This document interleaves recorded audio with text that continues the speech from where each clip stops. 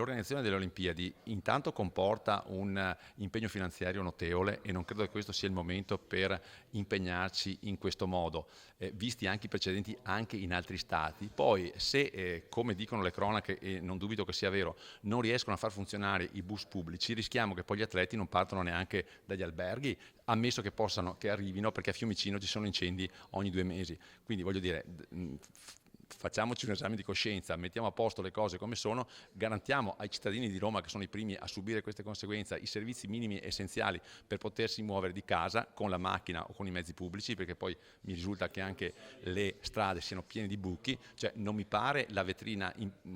ottimale per organizzare un evento così importante. Ne parliamo nel 2024, per adesso lasciamo perdere. È stata condivisa da gran parte della maggioranza, in minoranza hanno firmato già tutto il Movimento 5 Stelle e mi ha annunciato la firma anche Bassi della lista Tosi, ma credo che si aggiungerà anche qualcun altro, cioè il sentimento è veramente trasversale perché si tratta di dati oggettivi.